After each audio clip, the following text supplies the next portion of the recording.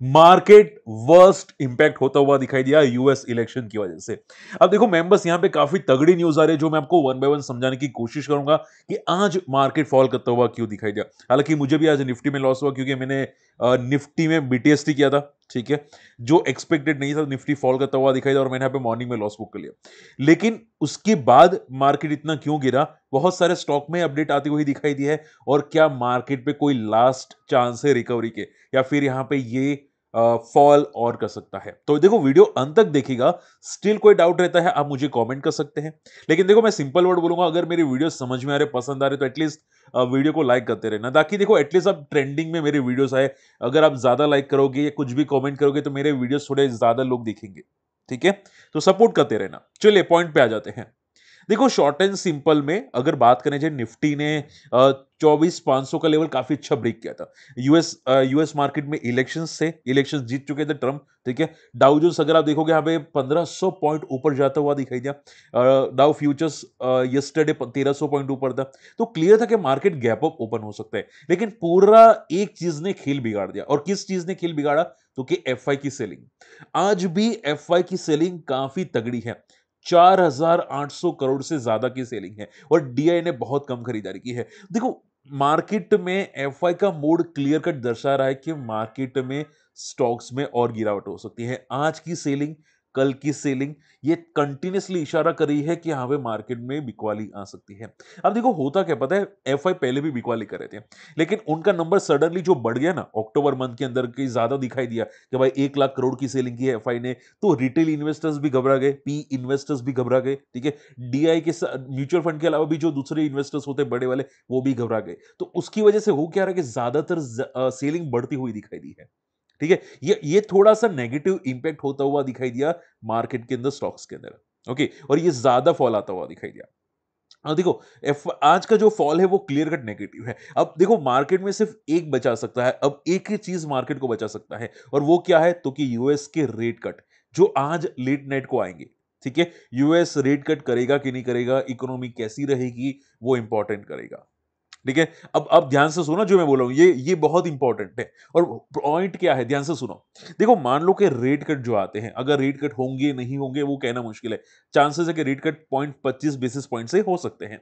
लेकिन मान लो कि फ्यूचर कमेंट्री नेगेटिव आती है कि भाई इकोनॉमी में प्रॉब्लम चल रही है, फलाना ढिमकाना, कुछ भी गड़बड़ हो रही है, ठीक है। तो अगर कुछ भी नेगेटिव कमेंट्री आती है तो डाउ जोन्स तो काफी ऊपर है, काफी काफी अच्छी नया हाई बना रहे हैं, वो तो जरा सा घटेगा, ठीक है, वो थोड़ा सा घटेगा, लेकिन निफ्टी को लेके डूबेगा, ठीक है। आप खुद सोचो, देखो मैं सिंपल वर्ड में बोलूंगा, आप खुद सोचो कि डाउ जोन्स 1500 पॉइंट ऊपर है, स्टिल हमारा मार्केट 1% नीचे है। सोचो डाउ जोन्स गिरा, ठीक है, तो क्या होगा? तो उल्टा डबल इंपैक्ट होगा, डबल इंपैक्ट होगा ना। और वैसे भी यूएस की इकोनॉमी हमारे इंडिया के साथ कनेक्टेड है। कैसे? इकोनॉमी डायरेक्टली इनडायरेक्टली, लेकिन जैसे कि आप इंपोर्ट एक्सपोर्ट करते हैं, ठीक है, तो डायरेक्टली इनडायरेक्टली कनेक्टेड होती है, ठीक है। डॉलर्स में हम लोग यहाँ पे करते हैं सभी चीजें। अब क्रूड ऑयल भी लेने जाते हैं तो डॉलर्स में पे करते हैं अब तक तो, ठीक है। अब बीच में चेंज हुआ था लेकिन ज्यादातर करते हैं।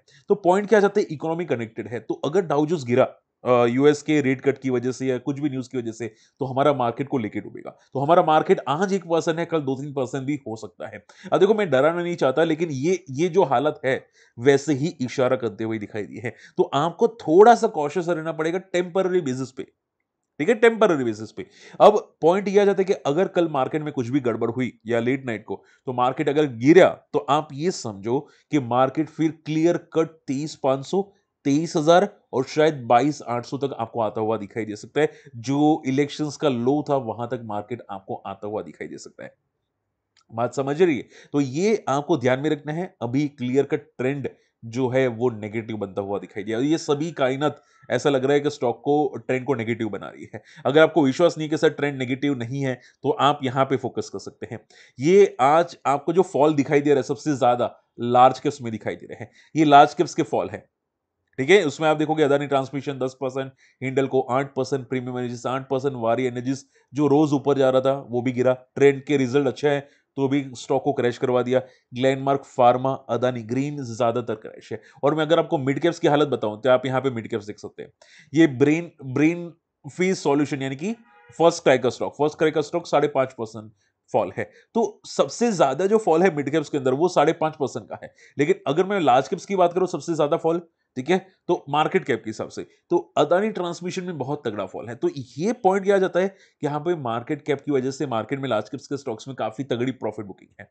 ठीक है, अब देखो मैं मेरे नाम से लार्ज कैप नहीं बता रहा हूं, कोई मुझे कमेंट नहीं करे कि सर आप ये थोड़े लार्ज कैप्स के स्टॉक है। भाई जो मुझे स्क्रीनर में दिखाई दे रहा है वो उसके हिसाब से मैं बता रहा हूं। ठीक है, तो आप सिर्फ ये समझो कि ये स्टॉक्स काफी तगड़े फॉल करते हुए दिखाई दिए। बात समझ में आ रही है? और मार्केट में ये भी बातें चल रही है कि जो कैंडल बनी है वो तो टोटली नेगेटिव है और अभी के लिए 23,800 दिखाई जरूर दे रहा है मार्केट के अंदर। 23,800 यानी कि यहां से कम 200-400 पॉइंट नीचे मार्केट दिखाई दे रहे हैं वापस। क्लियर? उसकी प्रिपरेशन होती हुई दिखाई दी है। अब देखो मार्केट में रीजन क्या है, फॉल का रीजन क्या है? पहला तो रीजन है एफआई की सेलिंग, तगड़ी सेलिंग है। दूसरा रीजन अगर मैं बात करनी चाहूं तो वीक अर्निंग्स, अभी भी काफी कंपनीज के वीक अर्निंग है। हालांकि मैं कंपनी की वीक अर्निंग नहीं बताऊंगा, लेकिन अर्निंग अच्छे हैं। ठीक है, जैसे कि मैं यहाँ पर ट्रेंड की बात करूं, ट्रेंड का अर्निंग अच्छा है। आप देखोगे ईयर टू ईयर काफी स्ट्रॉन्ग ग्रोथ आता हुआ दिखाई दिया है। आप यहाँ पे देखोगे ऑपरेटिंग प्रॉफिट काफी तगड़ा बढ़ता हुआ दिखाई दिया है year to year, quarter to quarter. Problem क्या है? स्टॉक ओवर वैल्यूड है। तो मैं आपको पहले ही समझा रहा था कि ये ट्रेंड स्टॉक मुझे काफी रिस्की दिखाई देता है। मैंने आपको बार बार मेरी वीडियोस में बताया, ये स्टॉक इतना दम वाला है ही नहीं कि ये स्टॉक 7,000 पे ट्रेड करे। इसका मैक्सिमम टू मैक्सिमम 1200, 1400, 2,000 तक है। ठीक है, क्योंकि ये ओवर वैल्यूड है। लेकिन लोग, बड़े प्लेयर्स जो होते हैं वो भगाते स्टॉक को, टेम्पररी भगाते, आंख बंद करके भगाते, और उसके बाद क्रैश हो जाते हैं अच्छे रिजल्ट के बाद भी। हम लोग इसको अलग से डिस्कस करेंगे। लेकिन प्रॉब्लम क्या है? मार्केट में क्रैश चल रहा है। ठीक है, हिंडल को भी आप देखोगे 8-8.5%, ब्लू स्टार भी आप देखोगे रिजल्ट के बाद क्रैश हुआ। फर्स्ट क्राई के अंदर तो आई थिंक ईडी की रेड हुई, आई थिंक सो। ठीक है, अगर मैं गलत नहीं हूं तो पॉइंट यह है, यहां पे स्टॉक में गिरावट ही गिरावट है। तो वीक अर्निंग्स, ओवर वैल्यूएशंस, उसकी वजह से स्टॉक गिरते हुए दिखाई दिया। दूसरा एफआई की सेलिंग। ठीक है, तीसरा अगर बात करें जाए यहां पे, तो माना जा रहा है कि जो ट्रम्प जीता है, ठीक है, ट्रम्प की विक्ट्री होती हुई दिखाई दी है, उसका एक नेगेटिव इंपैक्ट फार्मा सेक्टर्स के अंदर हो सकता है। क्यों? क्योंकि यूएस एफडीए रेगुलेशंस थोड़े स्ट्रांग बनेंगे, तो हो सकता है कि फार्मा स्टॉक्स में इंपैक्ट हो, वहां पे उनकी दवाइयां बेचने में थोड़ी प्रॉब्लम क्रिएट हो सकती है। तो ये एक बहुत बड़ा प्रॉब्लमेटिक है। ठीक है, उल्टा ये भी मैंने सुना है कि यहाँ पे मेटल स्टॉक के लिए भी यहाँ पे नेगेटिव हो सकता है। ठीक है, एंड आईटी स्टॉक के लिए भी कुछ रिस्ट्रिक्शन आते हुए दिखाई दे सकते हैं। तो शॉर्ट एंड सिंपल में आईटी, मेटल, फार्मा, वो स्टॉक ज्यादा फॉल करते हुए दिखाई दिए, क्योंकि ट्रम्प की जीतने की वजह से वहां पे शायद कुछ नेगेटिव हो सकता है। अब देखो, मैं हमेशा बोलूंगा कि होता क्या है कि लोग उम्मीद में ज्यादा पहले बिकवाली करते हैं। हुआ नहीं हुआ वो दो नंबर की बात है।